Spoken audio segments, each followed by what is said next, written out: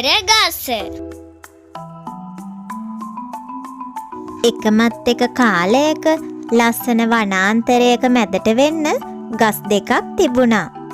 එක ගහක් දොඩම් ගහක්. අනිත් ගහ අඹ ගහක්. අඹ ගහ හරිම කරුණාවන්තයි. මේ වනාන්තරයේ කුරුල්ලෝ අඹ ගහට ඇවිත් එයාගේ ගෙඩි කෑවා. ඒ වගේම ගෙවල් හැදුවෙත් අඹ ගහේ අතුවල.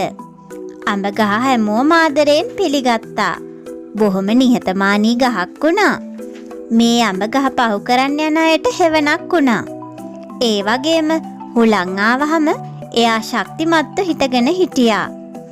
ඒත් දොඩම් ගහ නම් නිහතමානී වුණේ නැහැ. එයා හැමතිස්සෙම හිතුවේ එයාගේ පෙනුම ගැන. මේ දොඩම් ගහ හරිම ආඩම්බරයි.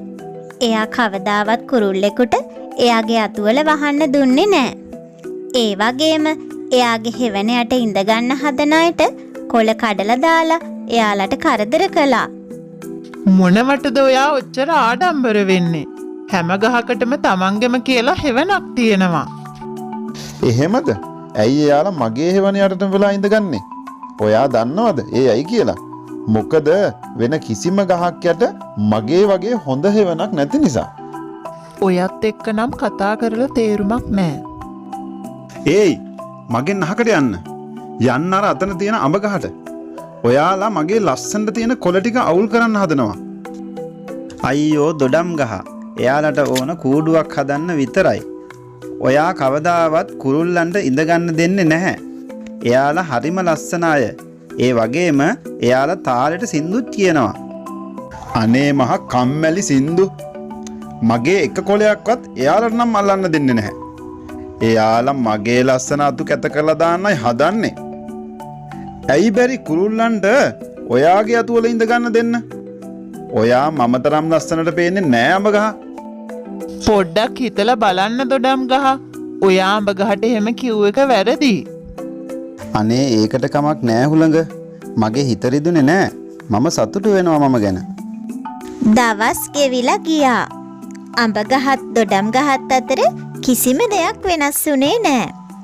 වෙනදා වගේ අඹ ගහ කුරුල්ලොත් එක්ක සතුටින් hina වෙමින් සින්දු කිව්වා. ඒත් දොඩම් ගහ නම් කා එක්කවත් කතා කළේ නෑ. එක දවසක් මීමැසි රංචුවක් කැලේ ඇතුළට ආවා. මීමැසි රජන දැක්ක මේ දොඩම් ගහ. ඒ ගහට එයාගේ හිත ඇදිලා ගියා. මේ ගහ හරිම ශක්තිමත්. මේ ගහ හොඳයි අපේ ගේ හදන්න. අපිට පුළුවන් මේ වදේ මෙතන හදන්න. ඒයි මොකද්ද කිව්වේ? කවුද කිව්වේ පුළුවන් කියලා? මට ඕන නෑ ඔය ඇලෙන මීපැණි මගේ ලස්සන අතුවල ගාගන්න. ඒ වගේම ඔයාලා හැම වෙලේම මුමුණනවා. මට ඊට වඩා දේවල් තියෙනවා කරන්න. ඔයා ගහ කැලේ තියෙන අනිත් ගස් වගේම. දොඩම් ගහ. එයාලා මීමැස්සෝ. එයාලා පරිසරයට වැදගත්. මීමැස්සන්ට මී වද හදන්න ගස් ඕන කරනවා. අපි එකිනෙකාට උදව් කරේ නැත්තම් සෝබාදහම කොහොමද සමතුලිත වෙන්නේ? මම සෝබාදහමේ ලස්සන නිර්මාණයක්. ඉතින් මට ඕන මගේ අතුකොළ ලස්සනට තියාගන්න විතරයි. සෝබාදහම ගැන ඔයා ඔච්චර හිතනවා නම් ඔයා මේක කරන්න. ඔයාට පුළුවන් මීමැස්සන්ට මී වදයක් හදන්න ඔයාගේ ගහේ ඉඩ දෙන්න. දොඩම් ගහ කිව්ව දේවල් වලට අඹ ගහේ හිත ගොඩක් රිදුණා. ඒත් අඹ ගහ මොකුත් කිව්වේ නම් නෑ. එයා මීමැස්සන්ට කතා කරලා කිව්වා එයාගේ අතුවල මීවදේ හදාගන්න කියලා.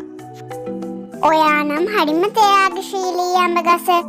අපි කැමති මේ වදේ මෙතන හදන්න. අනේ ස්තුතියි රජින. ඒක මට ගෞරවයක්.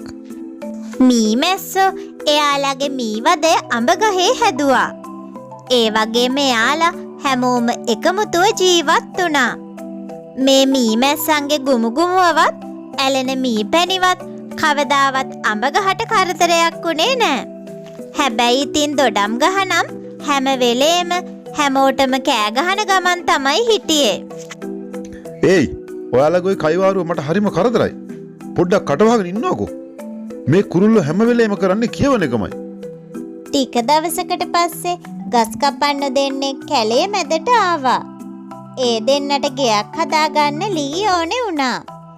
එයාලා අඹ ගහ දැකලා තීරණය කළා ඒ ගහ තමයි කපන්න ඕනේ කියලා. මොකද එයාලගේ වැඩේට හරියනම ගහ තමයි මේ අඹ ගහ. ඒත් ඒ දෙන්න දැක්කා මේ අඹ ගහේ අත්තක හදලා තියෙන මීවද. ඉන්න අර අතන මීවදයක්. අපි මේ ගහ කැපුවොත් අපිට මීමැස්සු අනී නේද? ඔව් ඒක ඇත්ත. අපි වෙන ගහක් හොයලා බලමු. එතකොටම ගස් කපන්න දැක්කා ඉදිරියෙන් තියෙන දොඩම් ගහ. මේ දොඩම් ගහ දැක්කම එයාලට ආස හිතුණා. අපි එහෙනම් මේ ගහ කපාගමු. අපේ වැඩේට මේ ගහ හොඳයි. ගස් කපන්න දොඩම් ගහ කපන්න පටන් ගත්තා. ඊට පස්සේ දොඩම් ගහ ඇඬුවා. අනේ මට රිදෙනවා. මොනවද මට මේ කරන්නේ? අඹ ගහ හැමදේම බලාගෙන හිටියා. එයා මීමැස්සන්ට කතා කළා. අනේ මීමැස්සනේ ඔයාලට ඇහෙනවද? කොහොමද අඹ ගහ කියන්න මොකද උනේ? දොඩම් ගහ කරදරයක. අපි එයාට උදව් කරන්න ඕන. අපෝ වැඩක් නෑ. දොඩම් ගහ හිතන්නේ එයා ගැන විතරයි. එයා මේ කැලේ තියෙන හැම දෙයක් එක්කම තරහයි. ඉතින් ඇයි අපි එයාට උදව් කරන්නේ? ඒකම තමයි හේතුව. මං ඉල්ලන්නේ උදව් කරන්න කියලා. ඒත් දොඩම් ගහ මීමැසි රජිනේට උදව් කරේ නෑ. දොඩම් ගහ හැම වෙලේම එයා ගැන ආඩම්බරනොයි හිටියේ. ගස් කපන අයට මෙයාව අරගෙන යන්න දෙන්න ඕනේ. එහෙම නෙවෙයි හුළඟ.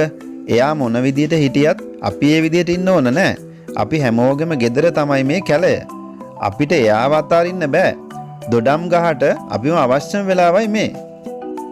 අඹ ගහ කිව්ව දේ හරි. අපි එයාට උදව් කරන්න ඕනේ. එන්න මීමැස්සනේ එළියට. දොඩම් ගහට අපේ උදව් ඕනේ. මීවදෙන් ඔක්කොම මීමැස්සෝ එළියට ඇවිත් දර කපන්නෝ ඉන්න පැත්තට පියෑඹුවා.